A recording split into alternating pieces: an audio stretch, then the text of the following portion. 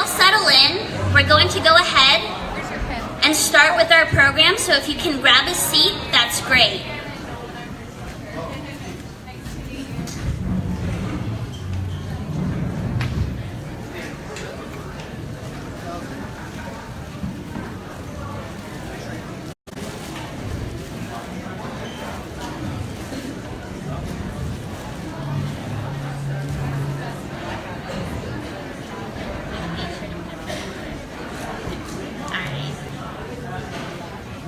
Alright, just a little bit of housekeeping. For anyone interested in knowing where the restrooms are, they are behind the double doors by the exit sign. Alright, so it is 12 o'clock. We are going to begin our program. Thank you all for coming here this afternoon and being part of our 20th celebration. It is very important that we all stand together and join in on what unity means. Before I begin, I am going to give you a quote. Out beyond ideas of wrongdoing and right doing, there is a field. I'll meet you there, by Rumi. This past December was the first year we engaged and created a tree for the Festival of Trees. We called it our Peace Pine. The premise behind doing this tree was to instill this ethic of continuing towards recognizing and accepting all that is different and appreciating it. We are at a time where most of the political rhetoric that is being spewed now causes us to question the efficacy not only of our government, but in humanity itself. And because of that, when we have events such as this, it is so important and crucial that we show up. Breakthrough began in 1998. It officially got its start on February 5th, when there was a cross burning found at a local high school. After this event, there was open condemnation towards attitudes of racism and bigotry. However, we've learned that condemnation, independent action is not enough. There's a reason why actions speak louder than words. And that is why a diverse group of individuals came together to bring about that change. That is when the concept of Breakthrough came together. Ultimately, what it did for the people of this community was it gave an outlet to those who either feel marginalized or those who want to stop this marginalization. When institutions are built purely for the sake of helping members of this community, we should take advantage of them. Because as we are here we are here as members of this community, standing in unity to recognize the diversity and celebrate it. We are at a moment in time where our concept of equality is being called to question. And there are those that are looking to deepen the divide between those who exhibit that understanding and acceptance. Our faith in equality is at the forefront of being tested. It is more important now than ever that we make it to that field, as Rumi has stated. There's a quote by Martin Luther King Jr. who said, "The time is always right to do what is right." And right now we are standing in this moment of time. We have this opportunity to continue to work together as we coalesce new methods and new ways of bridging that gap. Today, I stand before you as a new member of Breakthrough Project. We are continuing with the same message we've had for about 20 years, so to celebrate this 20th anniversary is such a big step in the right direction and a major accomplishment and milestone for our organization. So thank you so much for this years of support. Thank you for coming out here this morning, and thank you for continuing to be there to applaud us as we make steps in the right direction. We do this for you, and we would love to do it with you as well. And as we begin the program, I'd like to start off by handing it off to Lusandra Vincent, who is going to introduce the next speaker after me. Thank you.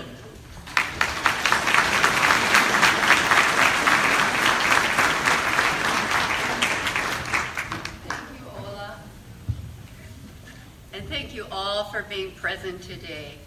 We are celebrating Lodi's 20th anniversary of memorializing Dr. Martin Luther King's legacy of peace and nonviolence. On January 30th, 1998, our town was shaken by an act of violence and bigotry. Perhaps many of you remember waking up that next Tuesday morning and reading that a cross had been burned on Tokay High School's campus. Many of us shook our heads in shock and disbelief that this could happen in Lodi. Many of us felt a sense of outrage and depression, and a few were compelled to take action. And it is these few who are our legacy and who we are so pleased to honor today. A group of Lodi citizens from diverse backgrounds, people of different faiths, different countries of origin, different economic status, and different ages, came together in a moment to say, never again will we be silent. Never again will there not be a strong, united voice that speaks out immediately against any form of hatred or bigotry against a person who calls Lodi their home. A local attorney and parent, Randy Rose, heard what had happened at Tokay High School, and he called two of his good friends. These friends were and are, still today, David Hill and Norm Mowry. Together, David, Randy, and Norm compiled a list of people. They called each person and invited them to attend a meeting that night. Every single person showed up. Plans and schedules were set aside as 18 folks crowded into Randy's law office.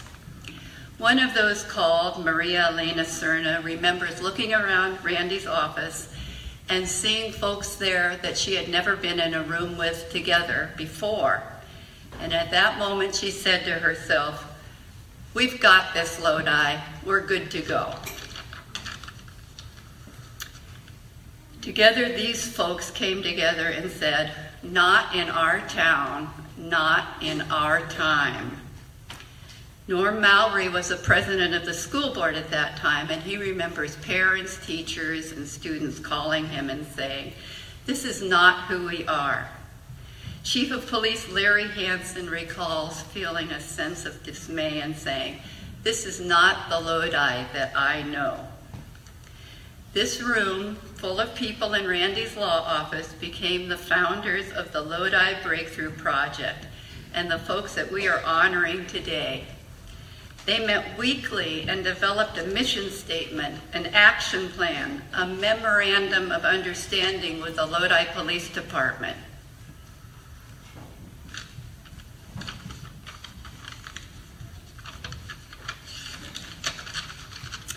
They took a pledge to each other and to our community that they would represent that voice, our voice, in Lodi that says, "If Lodi is not livable and lovable for all, it is not livable and lovable for anyone.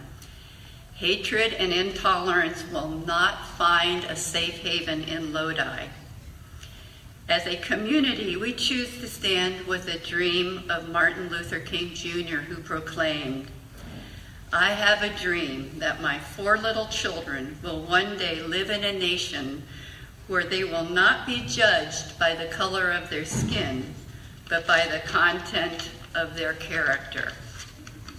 Today, the Lodi Breakthrough for Social Justice Project proclaims that as our dream for Lodi as well. That our children and grandchildren will live in a beautiful town that is famous for its natural resources, its agriculture, its wine, its sandhill cranes, its thriving downtown, its friendly citizens, and a place where all people, citizens and visitors alike, native or transplanted, English-speaking or not, of whatever faith or no faith, of whatever ethnicity, of whatever economic status, of whatever sexual orientation, of having a home or not yet having a home, will find a place where all human beings are judged by the content of their character. At this time, we would like to call forth the founders who are present today and ask you all to please come up on stage. Stephen Block, Dixon Flynn, Elise Forbes, Larry Hansen, Steve Hertzfeld, Reverend David Hill, Richard Jones, Jim Jordan, Taj Khan, Art Robb, Randy Rose, Wendy Rowlands, Bruce Sasaki, Maria Elena Cerna, Bill Toledo, and Norm Mallory.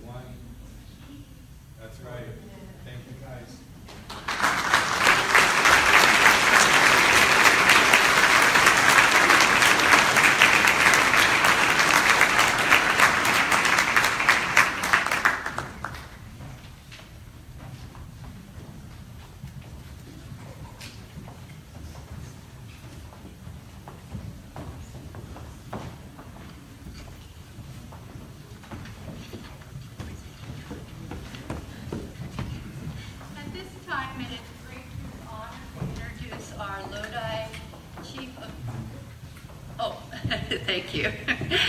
At this time, it's a real honor for us to introduce our Lodi Police Chief, Todd Patterson. Several of us who yearly sign the Memorandum of Understanding with the Lodi Police Department were invited to Chief Patterson's office, and he gave us 2 hours of his time. And in that time, I saw him as a person of huge compassion and love for Lodi.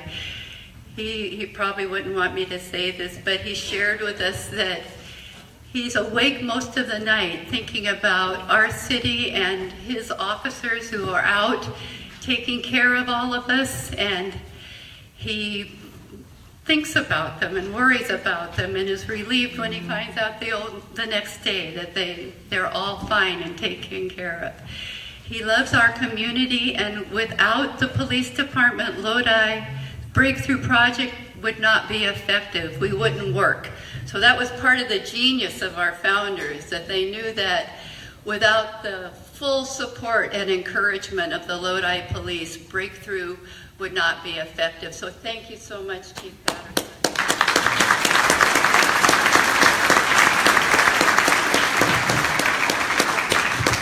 Well, good afternoon, everybody. Good afternoon.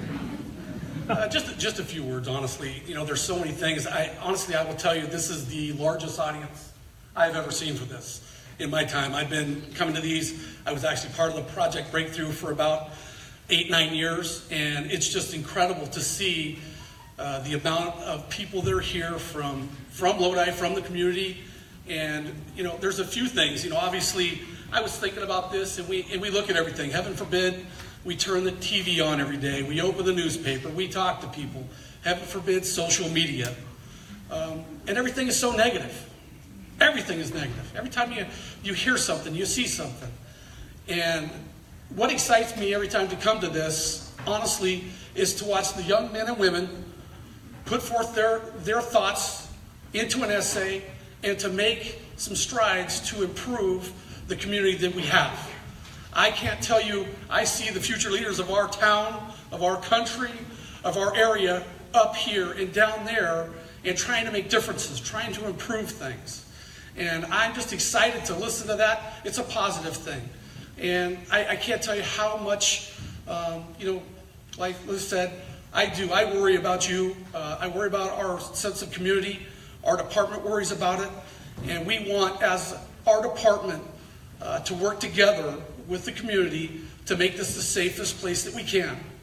We also need your eyes and ears when we can get you to call in, and if there's things that are suspicious, everything like that, because it's got to be we. It's not just I, it's just not they.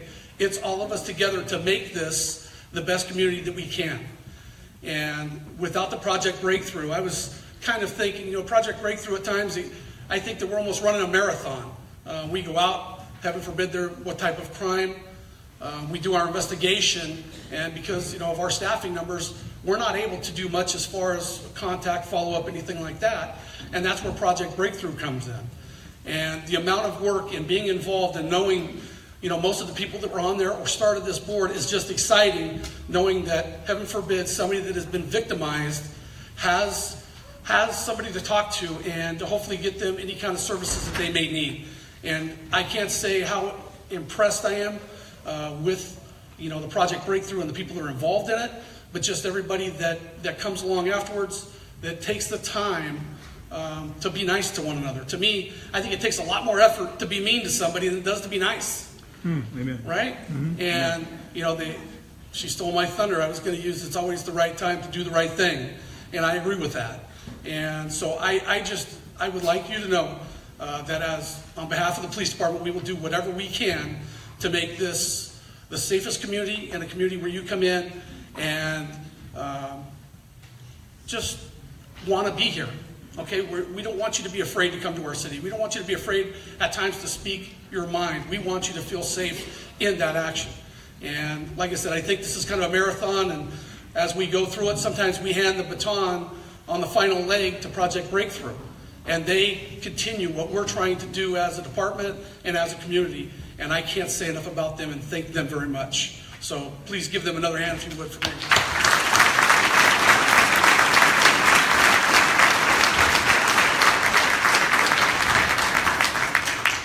Just briefly, we have had some issues over the last few years, and it's just enlightening to see the community come together to try to help each other, whatever the issue was. And that's what we need in these days of our lives, if you will, to come together and help each other. And don't be afraid to listen to what other people have to say. And that's something that we should all strive to do, is be open to some of that. And as our department, we will continue to work hard for you. I want you to feel safe, and I appreciate everybody coming out today. If there are issues or anything like that, please feel free to reach out to me. This is one of the best communities I've ever been in, and I'm happy to live here. I'm happy to work here, and I'm happy to be the police chief for the city of Lodi, and our department is one of the best around. They work their tails off to make this the safest community they can. So thank you very much. Have a great day, and I appreciate Project Breakthrough.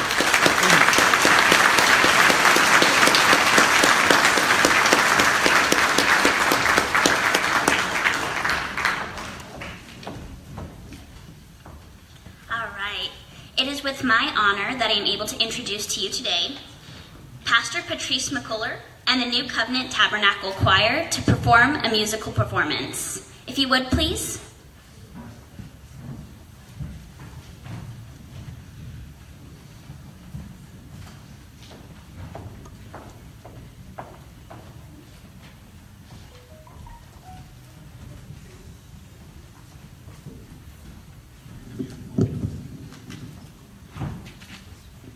Good afternoon, everyone. Good afternoon. My name is Pastor Patrice McCullough, and I am a pastor here in the city of Lodi. The name of our church is called New Covenant, and we are located on Pine Street here in the city of Lodi. We came today to honor Dr. King through the Breakthrough Project. We thank you very much for inviting us to be with you, and please be patient with us as we prepare to sing for you this morning. Thank you very much.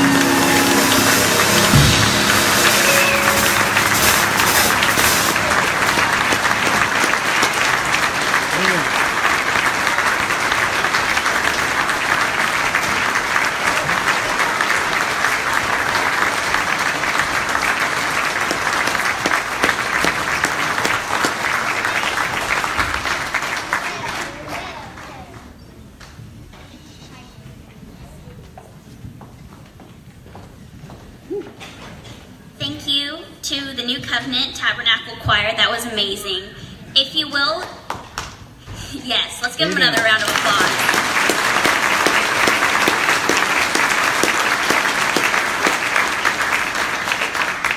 If you will please help me in welcoming the Art Rob Memorial Essay Competition presenter, Nancy Martinez.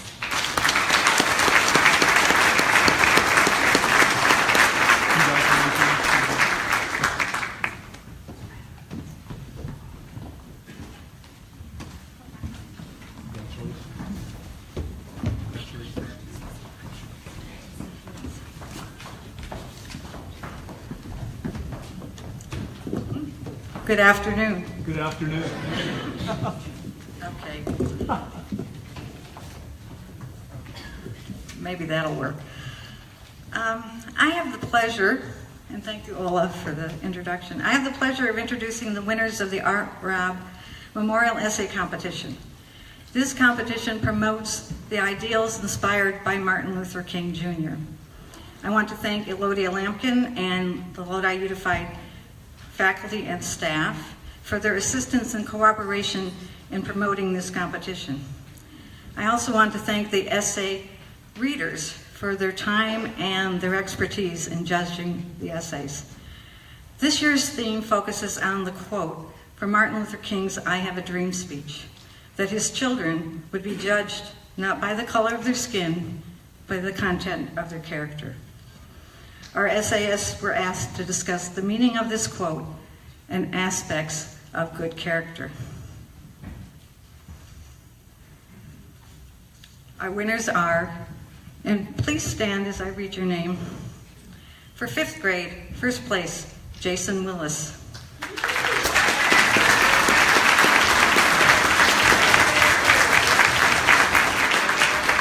Second, Sandra Mashni.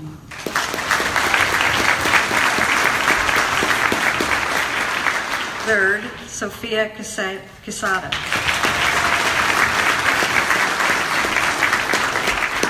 Honorable mention, Madison Seibel.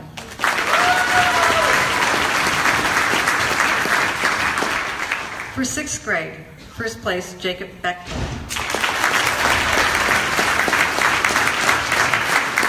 Second place, Dia Chana. Third place, Corey Smink. And honorable mention, Amani El Kita.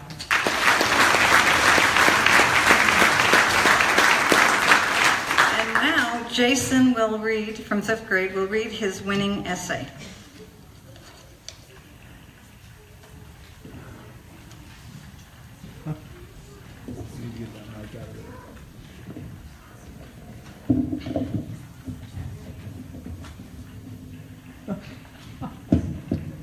Have you ever been judged by the way you look or by the color of your skin?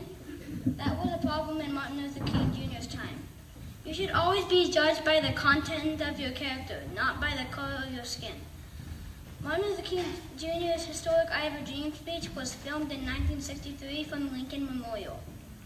One famous quote from Martin Luther King Jr.'s "I Have a Dream" speech reads, "I have a dream that my 4 little children will one day live in a nation where they will not be judged by the color of their skin, but by the content of their character."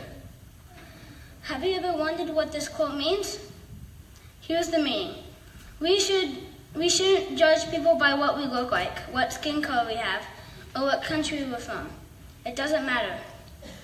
Only the content of our character counts. In MLK's time, Americans who had black skin were separated from citizens with white skin. One word for this is segregation. There are many different character traits of a person with good character.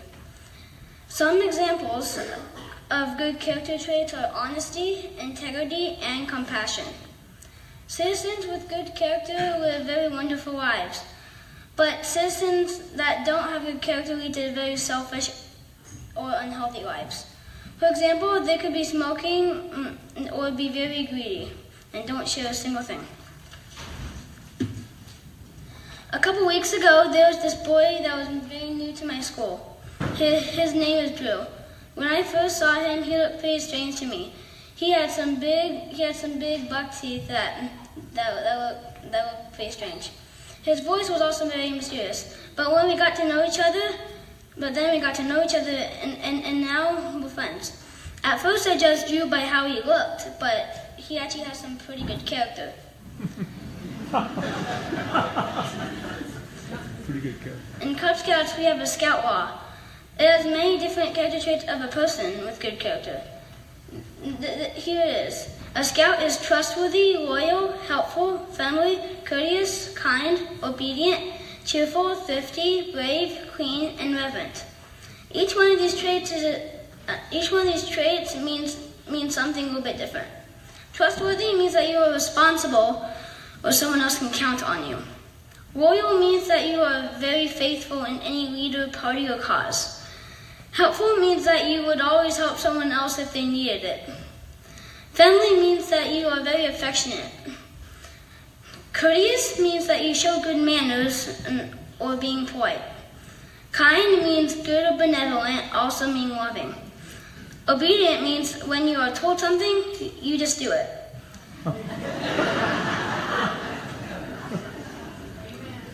Cheerful means that you're happy and always ready to help. Thrifty means that you are very successful or really thrive. Brave means if everyone else is scared to do something, you do it. Clean, in this case, means that you don't sin or be mean to others so they can be spiritually clean. And the last one is reverent. Reverent means that you are very kind-hearted and friendly. These are character traits I would look for when I try to make a new friend.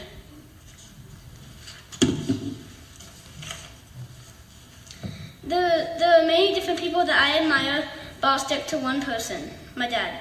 One character trait I would use to describe him is that he has a lot of perseverance. When he gets in trouble with his boss,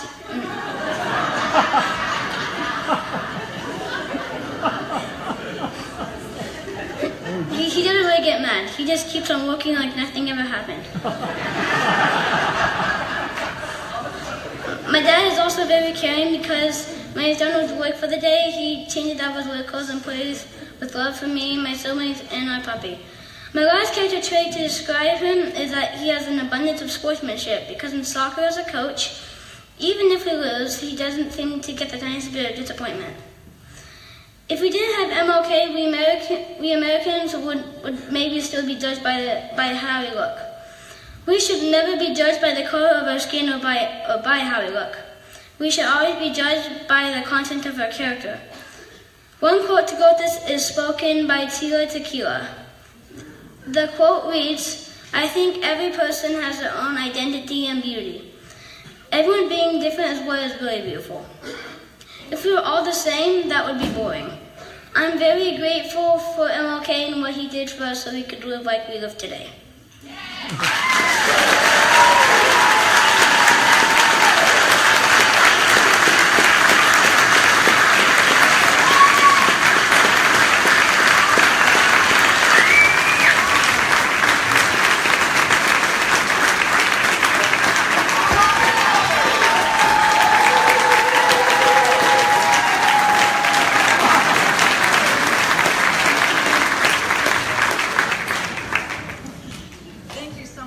Jason, for those inspiring words.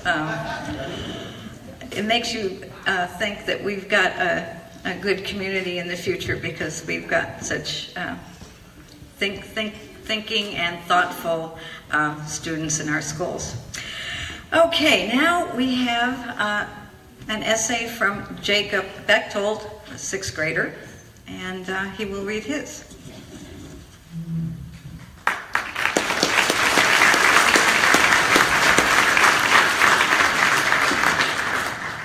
Martin Luther King Jr.'s dream.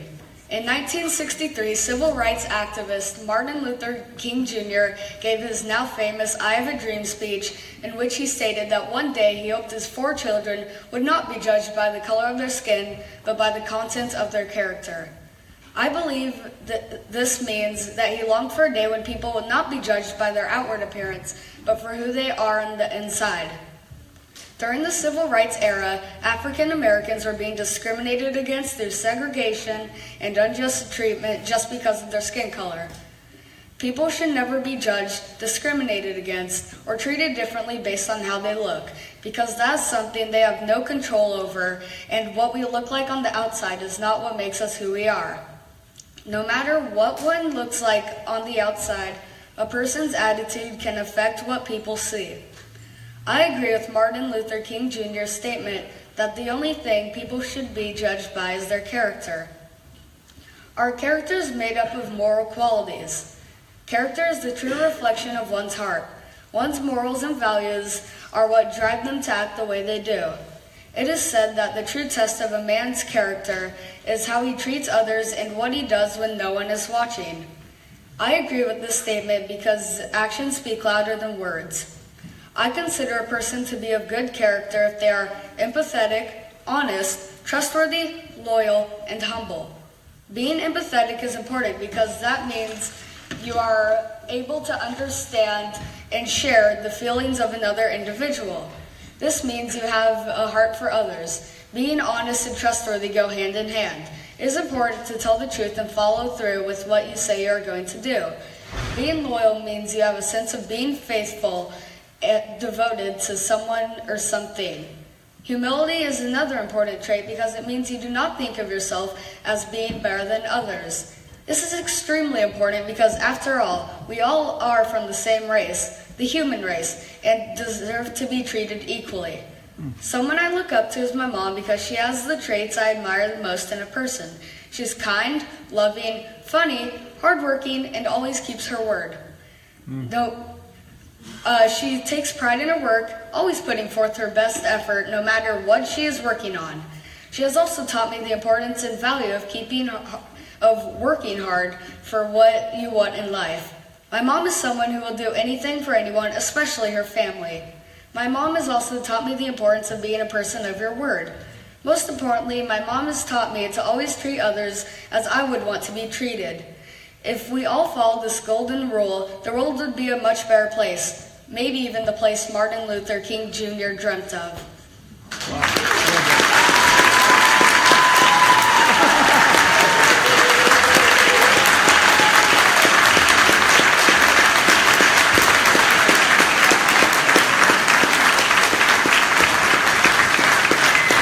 Aren't they wonderful? I think we should gather together to take a picture. While you come over here.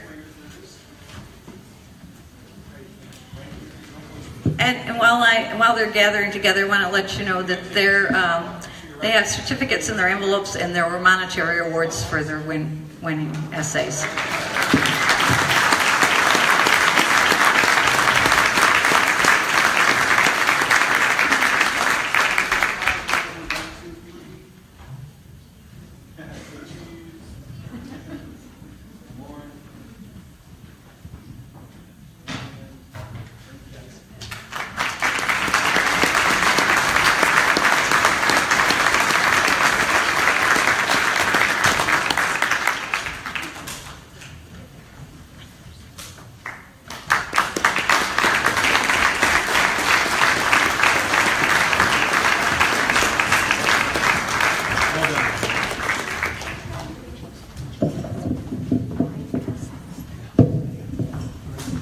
Very good.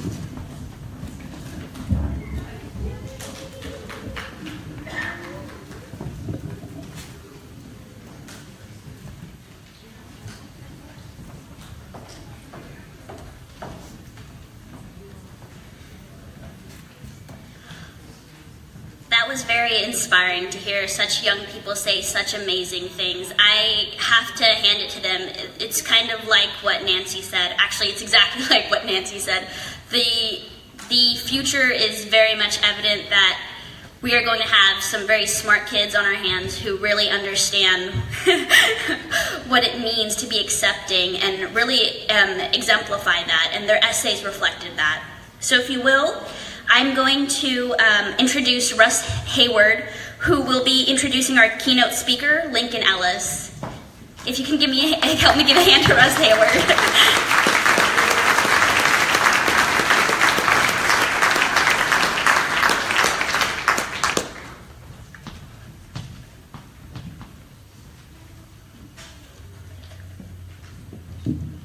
can read along as I read out of the program, if you'd like.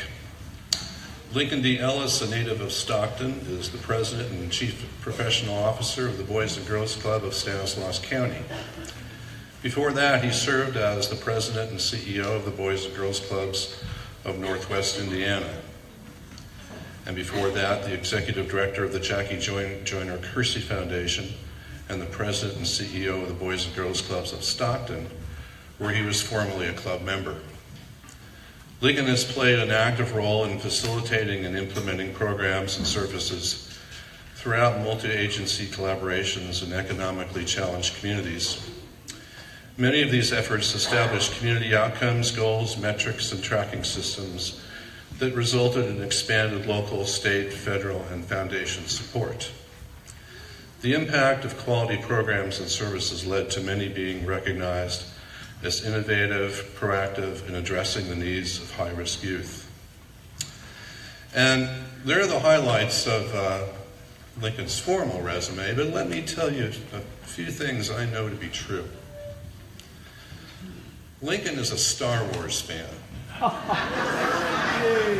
He saw the movie before most of his younger staff got to see it.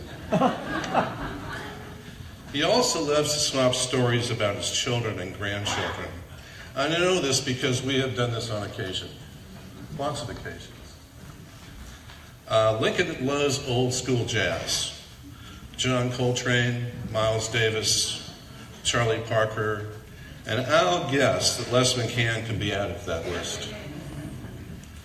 He has a great collection of management books on his bookshelf in his office. But unlike a lot of folks I know, he has actually read them, and he actually puts into practice the things that he learns from those books.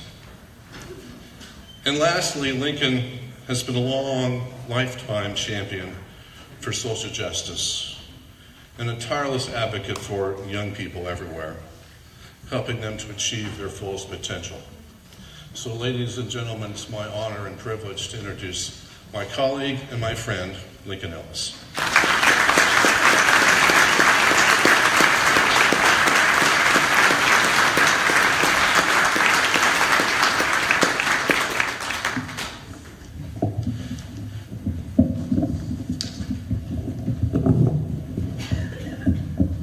Thank you. Thank you to the founders. I am happy to be here today. Thank you to New Covenant, Tabernacle, and an old colleague of mine who's the pastor there. Most important, thank you for the future that Jason and Jacob just shared with us. That's our future. Those young people sitting out here.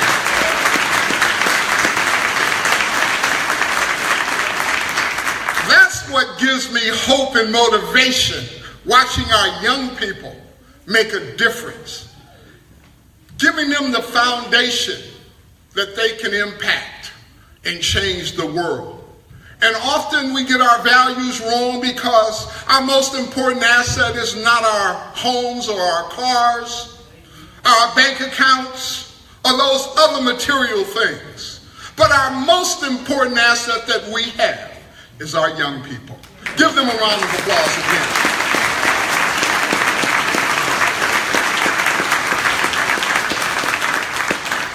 As I tell you a little bit about myself, I'll be sharing a little information on Boys and Girls Clubs, a little bit about my personal history, but it was people like Dr. Martin Luther King that helped me as a very young man keep my dream alive. It's interesting to me that almost 50 years ago, there was an exchange program between Lodi High School and Edison High School, where we, as students, would exchange and come and visit. I am so happy that Breakthrough Project has taken it way to a different level. Congratulations again.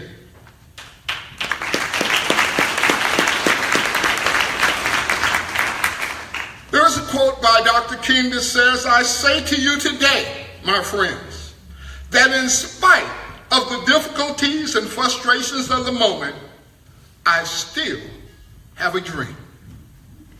I Have a Dream was delivered on August 28, 1963, and Dr. Martin Luther King was born on January 15th, 1929 in Atlanta, Georgia.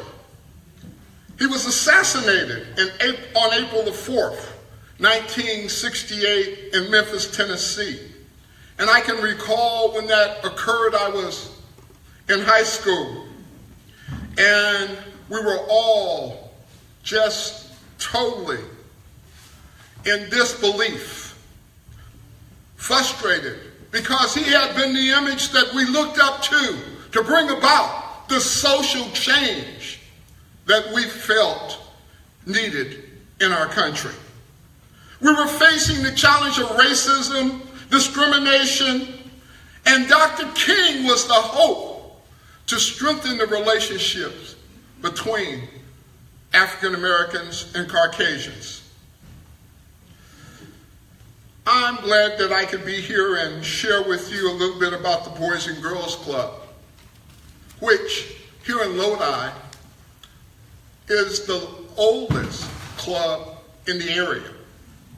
Boys and Girls Club is the largest youth service organization in America. We have over 1,500 affiliates, and our mission is to enable young people, especially those who need us most, to reach their full potential as productive, caring, responsible citizens. And we accomplish that focusing in on 3 areas: academic success, that every child will graduate; good character and leadership. Don't we really need good character and leadership at this particular point in time?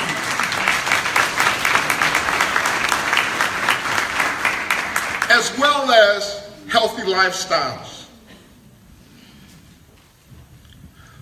We are endeavoring to formulate a partnership now of Boys and Girls Clubs, not only, as you heard, I'm in Stanislaus, but all the way from Merced to Stanislaus to Lodi, as well as Stockton, to reestablish and strengthen organizations that our children will have a place to go and a place where great futures will start. I'm happy to be part of that. Part of that through this, our national organization, is to consolidate, strengthen our management, strengthen our boards, and grow more resources. We're in the process now of designing a regional governance structure to develop programs and services and policies that have greater impact upon our young people, and to centralize, to be more cost-effective and efficient. Our core values are to obtain and value input from the local communities by taking a regional approach, because each community is different. Matter of fact, neighborhoods in our community are different. Our kids have unique needs, and we should all, as adults, invest in those needs. We also want to ensure contributions that are donated in Lodi stay in Lodi. But in order to do that, too many communities, too many children right now do not graduate from high school on time, are left unsupervised after school. They live in poverty, and many are overweight and abuse. You know, our children are our future. What we invest in them, hopefully will be adequate enough, because if you're like I am, I'm depending on these young people, if for nothing else, to pay my Social Security. Our goal is to have greater impact on more kids and more clubs more often. I joined the Boys and Girls Club when I was 14. And at that time, it was focused on kids that were disadvantaged. I resided in South Stockton, and technically I'm not supposed to be here today, because I came from a single-parent household. I came from a school district that was not providing adequate education for those who resided in certain segments of that community. I came from that single-parent household. My stepfather had a substance abuse. I am not supposed to be here today. But it was people like you, people like Dr. King, that motivated, and a God that was above that brought me here. and elevated me. The dream still lives. Amen. Amen.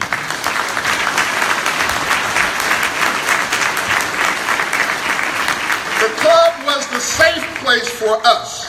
And then it was about all of the athletes. It was, as they say, gym and swim. The athletes went there. Now we do way, way more. At that time, the title was the club that beats the streets. Well, we have to do more than beat the streets for our young people now. We have to keep the dream alive. And it continues with our young people as we prepare them. I recall a young lady when I was working in the Gary area, and her name was Tamika. She was being chased after school one day. She ran into the boys' club. And if Tamika was here, she would tell you she ran from those girls into her destiny and her future. Tamika ran into the Boys and Girls Club looking for a safe place. In 2011, Tamika was recognized as one of the 5 Youths of the Year by Boys and Girls Clubs of America. She went on to become a professional, go on to college, and she had people who made a difference in her life. We need more places for our kids to go to be able to feel safe with caring adults. Growing up, and when I left Stockton in '98, I went to East St. Louis. We should never complain about how bad life is. A challenged community. Had a young man who home, I went to visit him there, and literally the door came off the hinge when I opened the door. It was about 8 or 9 people sleeping in the living room. This young man would spend his entire day at the club, and I knew why once I went into his house. With all that said, they had no lights and little food.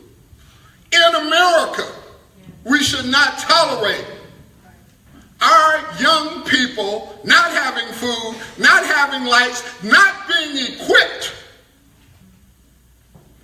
Not in America.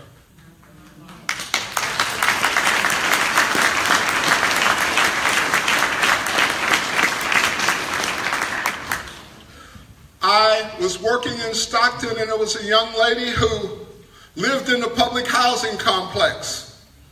And back then, there was a private club called the Yosemite Club downtown, and we would bring our young people in to get some exposure as to fine dining and teaching them etiquette and those things. And this young lady sat down, and she was intrigued. And she had the napkin. It was a cloth napkin, and she kept on folding it and unfolding it. And I asked her, "What are you doing?" She says, "I've never seen this before." She had never seen a cloth napkin. Our kids need to be exposed. Education, experience, and exposure is a key that all of our young people should have so that they can fulfill their dream. And we should be there to support them and make sure it happens, as Dr. King was here to support many of us with the dream. And I'm so happy that the founders of this organization, the chief, and all of this community is not tolerating one person to be left behind. Amen. And that should always be our goal in America. Amen.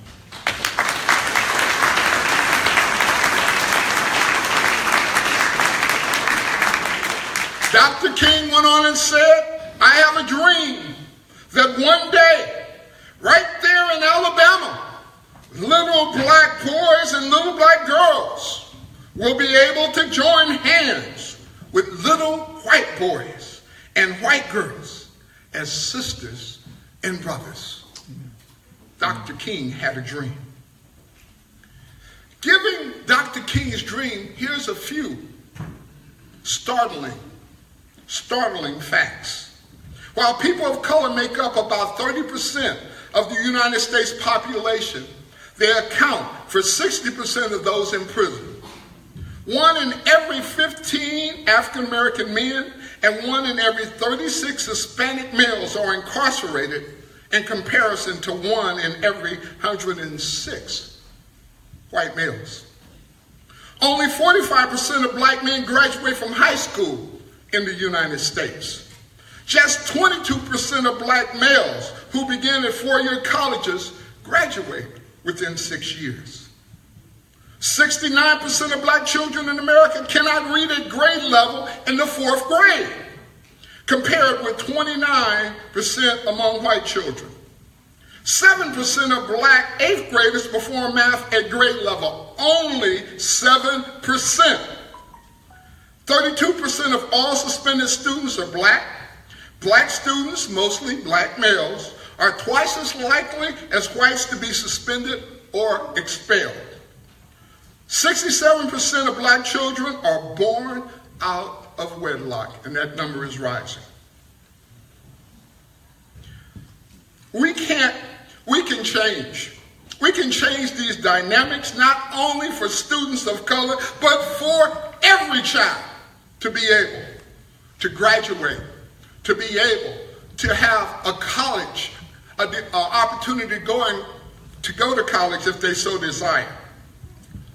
Dr. King said, "I have a dream that my 4 little children will one day live in a nation where they will not be judged by the color of their skin, but the content of their character."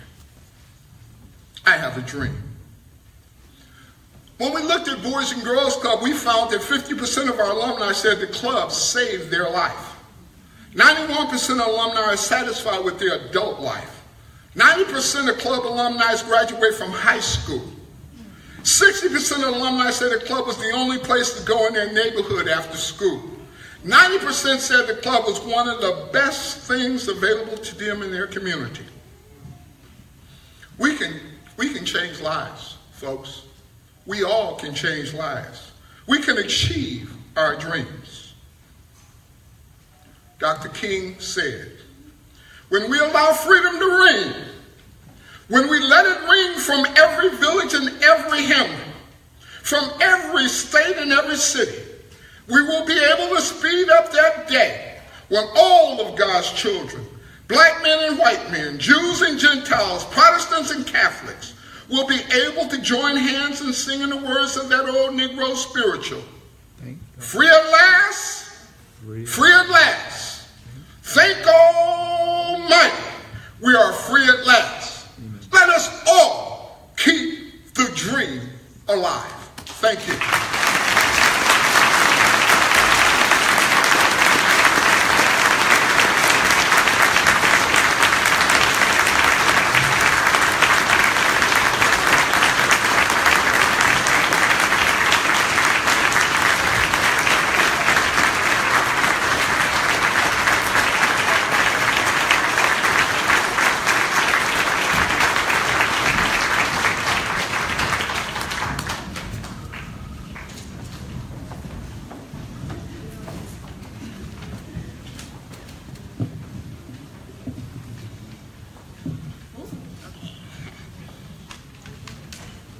If you would, please help me in welcoming back to the stage Lysandra Vincent, who will be recognizing our peacekeepers.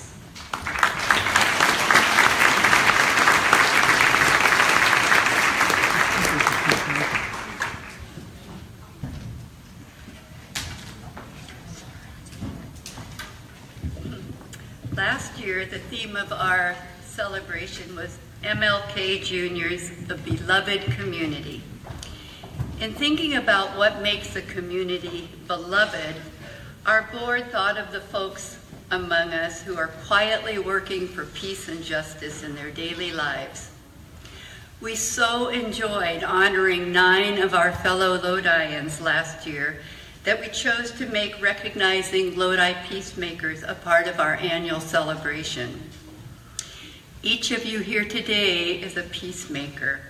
We honor you for taking time on this day to stand with the founders of Breakthrough Project and to stand with our young people and to say, that Lodi is only lovable and livable for all if it's livable and lovable for everyone. Mother Teresa said, "Peace begins with a smile." When we smile at someone, we recognize them as a fellow human being, deserving of our attention and care. Our board members have been considering the people that we know and have witnessed and grown up with and live among, who are living out MLK's dream of seeing each person as a sister or brother. At our November meeting, we shared with each other all of these beloved fellow citizens who have been witnessing to us and to our community. There were dozens and dozens of names mentioned. Many of your names were recognized and appreciated for what you do. And we thank you, and your names bring a smile to our faces. We learned that when things seem bleak and discouraging, as they sometimes do, the best way to rekindle hope and joy is to think about the folks we know who are working for peace and justice. We limited ourselves to choosing 4 individuals this year, and that was a very hard thing to do. Our theme this year, Lodi Has a Dream, celebrates the reality that there are so many living among us, quietly working for peace and justice. We defined a peacemaker as a person who in their everyday life spreads care and compassion. The folks we've selected take joy in serving others. It's not an incidental part of their life, it's a core value. And they do it in a humble, quiet way, not wanting to attract attention to themselves. In fact, one of the common traits they share is a great reluctance to be recognized. We had to convince them that it's important for us to see them as a model and a teacher, that our community wants to learn from them and be inspired by them. So as I read your name, would you please come forward and be honored? Patricia Failing.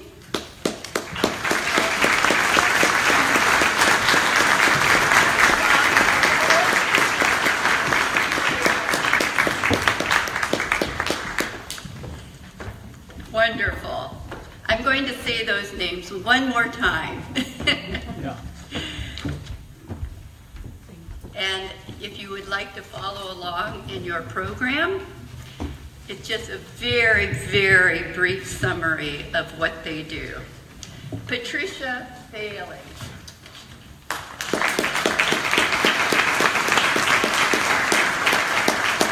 For over 12 years, Patricia Failing has been a tireless advocate and a passionate volunteer for the underserved in our community. In her roles as a leader in the Salvation Army, the Red Cross, her church, and as a member of the Lodi Homeless Solutions Steering Committee, she reaches out to folks in need by offering assistance in obtaining medical help, food, shelter, transportation, etc., etc. Pat does all of this with the utmost compassion and respect for others. Ola is going to be, Ola, would you read what our certificate says, please? We gratefully acknowledge your significant role in bringing peace and justice to our community.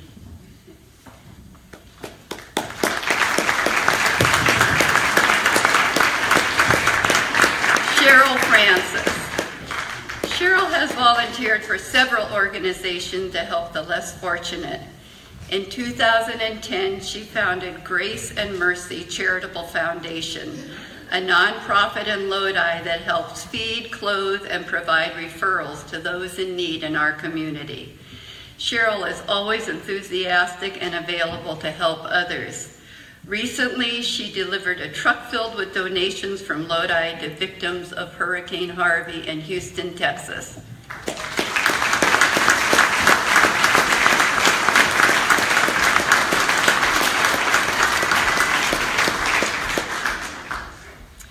John Ledbetter.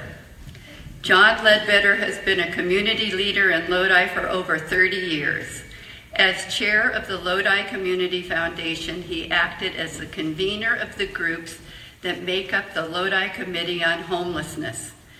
This group, including the police department, the Salvation Army, and the City of Lodi government, has made great strides in promoting positive solutions for Lodi's homeless population. We commend John and the Lodi Committee on Homelessness for providing peaceful, compassionate leadership in solving this difficult social concern.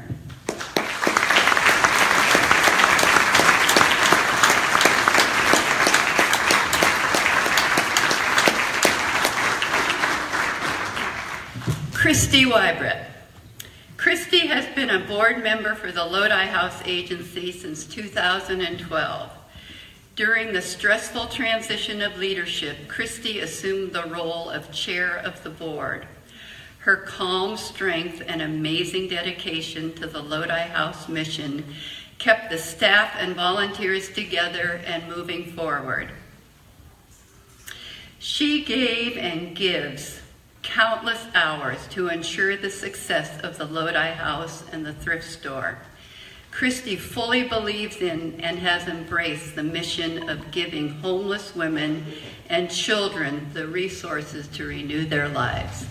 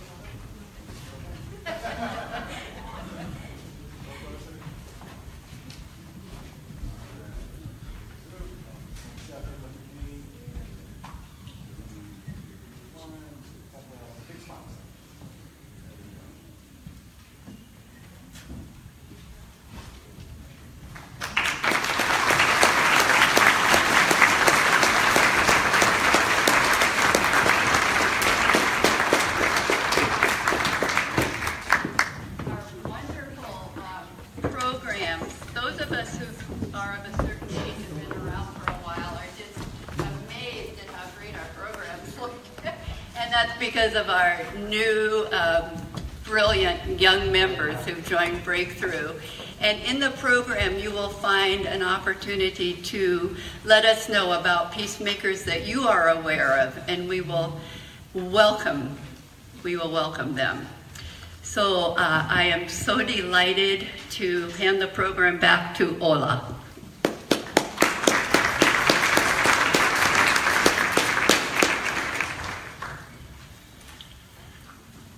You'll notice the next thing is our closing remarks, but before we do that, we have a tradition of fundraising for our organization. As many have said before, to make the dream happen, we have to be those catalysts of that change, and that starts with your donations. Many people in this room may think our donations don't really put too much work towards the Breakthrough Project, but our donations specifically go to things like graffiti cleanup, or, when we have newcomers to our town who have been victims of hatred, we are those people who are the in-between between the police officers and those victims. As donators, what you do is you give us that opportunity to help these people in need. There was an incident where houses were graffitied in Woodbridge. There was Little Manila in Stockton where racial epithets were splued all over the floor, all over the building. There was a recent incident at a park where someone had written racist remarks about different diverse groups in this community. And because of that, because of your donations, we are able to finance and clean up that graffiti. We're able to reach out to those people and make sure that those victims of hatred are no longer feeling alone in this community. It's so important to donate purely for the sake of us showing that there is a way to make Lodi livable and lovable for all. And that's by recognizing that everyone here has a purpose. As a millennial, I can say that graffiti has transformed from a physical state to a social media state. And we all here have a tool called a cell phone, which has become our new age judgment barometer.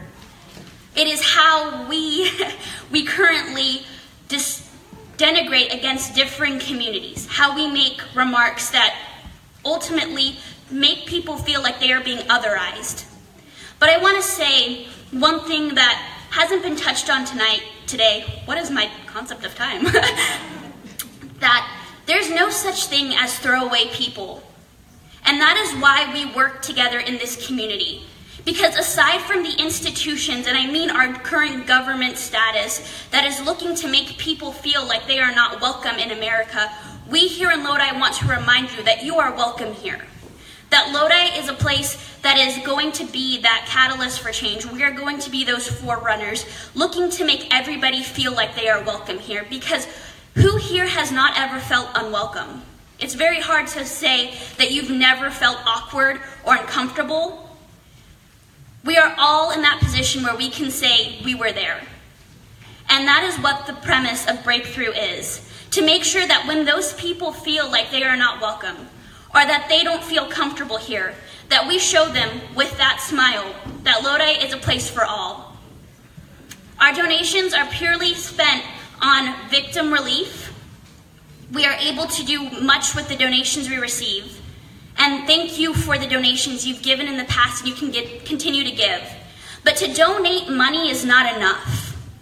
We also would like you to donate your time. We are always looking for new members to join us at our board meetings. We are always looking for people to help us when we have events such as this. It is so important that we continue to work together. A monetary donation is a bandage, and we are currently in a state of desperate need for surgeries and amputations to where we are seeing problems. So please, if you can't donate anything monetarily, donate your time. Time has become a commodity, so technically you are donating your money. It's important that we continue to strive to work together, because what we've seen and what we continue to see is not looking like it is going to stop soon. There is a new thing where we get policy by tweet, and every policy we receive is more hateful and more egregious than the one we just heard. DACA was just rescinded. People are being forced out.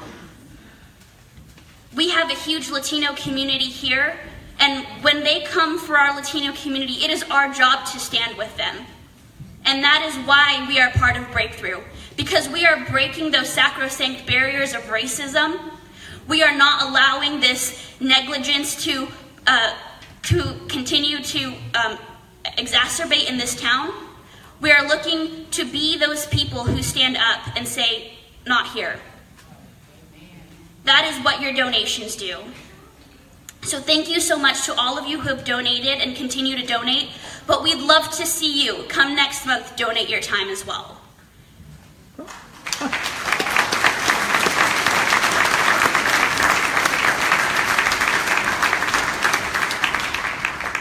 And with that, would you please help me in welcoming to the stage Reverend Lori Swadden for our closing remarks.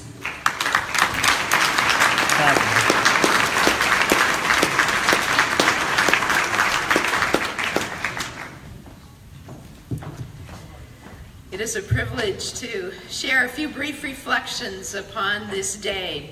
Thank you to the Breakthrough Board for continuing this wonderful tradition for 20 years and for all the work that they continue to do throughout the year. Thank you to all the participants, the essay writers and winners and parents and teachers, to Police Chief Patterson, to the choir, to Lincoln Ellis. Thank you for all that you have brought to make this a wonderful day. We have celebrated 20 years of breaking through racism, hatred, and intolerance to make Lodi a livable, lovable community. We have remembered the dream of a nation and a world where people are judged not by the color of their skin, but by the content of their character.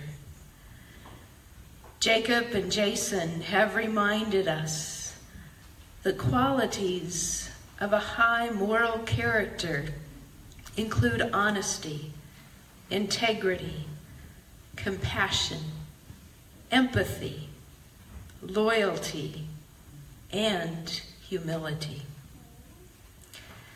We have been inspired by song and story to keep the dream alive. We have been challenged to change dynamics for children of color and provide equal opportunities for all. As I look out upon you, I see a beautiful rainbow, not only of color, but of people, of qualities, of diversity. A beautiful rainbow. And I charge you to claim the courage and your best moral character to keep the dream alive.